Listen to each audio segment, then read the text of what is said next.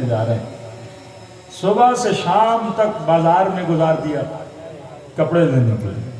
شام کو گھر آئی، شوہر نے پوچھا کپڑا لے کر آئی؟ کہ کچھ پسند نہیں آیا. مطلب اتنا قیمتی وقت جس کا لمحہ لمحہ دنیا کا آخرت کے ملینز گھنٹوں کو بنا سکتا ہے اور ملینز گھنٹوں کو بگاڑ سکتا ہے، وہ میں نے ضائع کیا صرف اس لیے کہ بھائی کپڑا مجھے پسند نہیں آیا.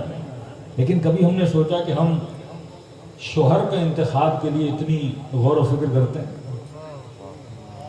جوان یہ سوچتا ہے میں شادی کرتا ہوں، شادی کے انتخاب میں اتنا غور و فکر کرتا ہوں. مشہد جا کے ایک انگوٹھی لینی ہوتی ہے تو 6 گھنٹے بازار رضا میں بندہ گزار دیتا ہے. انگوٹھی ہاتھ پہ سج رہی ہے نہیں سج رہی، عید کے کپڑے پہننے ہوتے ہیں، ہم کتنا سوچتے ہیں. مطلب ہم کپڑوں کے انتخاب میں کتنے حساس ہیں، انگوٹھی لینی ہے کتنے حساس ہیں، کوئی ہار لینا ہے اس میں کتنے حساس ہیں، شیشے کی چوڑیاں لینی ہے اس میں کتنے حساس ہیں.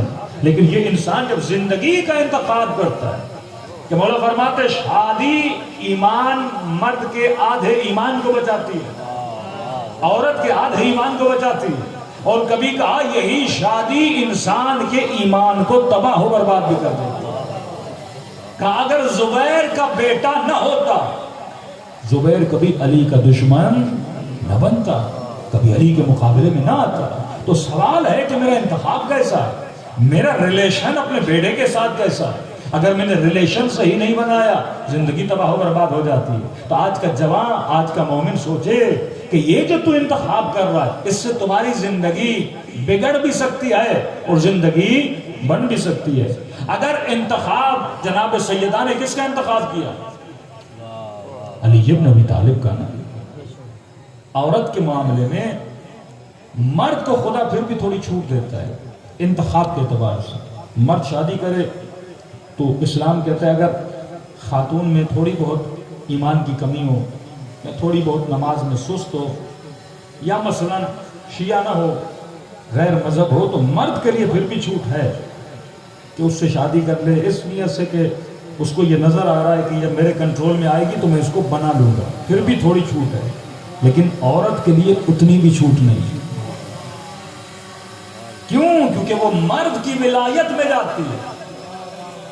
90% عورتیں جب مرد کی ولایت میں جاتی ہیں اور اگر ان کو خراب مرد مل جائے ان کی زندگی تباہ ہو برباد ہو جاتی ہے.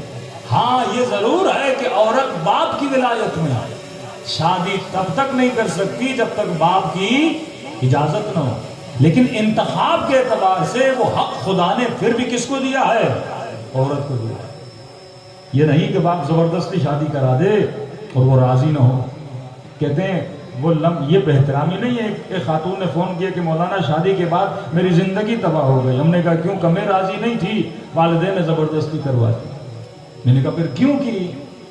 کہ والدین کے احترام کی وجہ سے.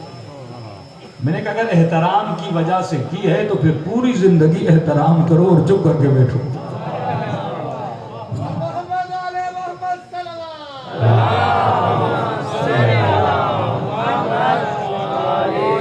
اگر ماں باپ کے احترام کی وجہ سے کیا پھر پوری زندگی چپ کر کے بیٹھو، احترام کرو. یہ کیسا احترام کی شادی کر دی اور 3 مہینے کے بعد 6 مہینے کے بعد اب والدین کو بھی بد دعائیں دے، شوہر کا سکون بھی تباہ کرے. یہ احترام تو نہیں. گویا آپ نے اپنے عمل سے اپنے ماں باپ کے احترام کو کیا کر دیا؟ ختم کر دیا. اسلام کہتا ہے تیرا انتخاب ہے کہ تو کس سے شادی کرے. ہاں اجازت باپ کی ہونی چاہیے لیکن انتخاب میں یہ اختیار خدا نے کس کو دیا؟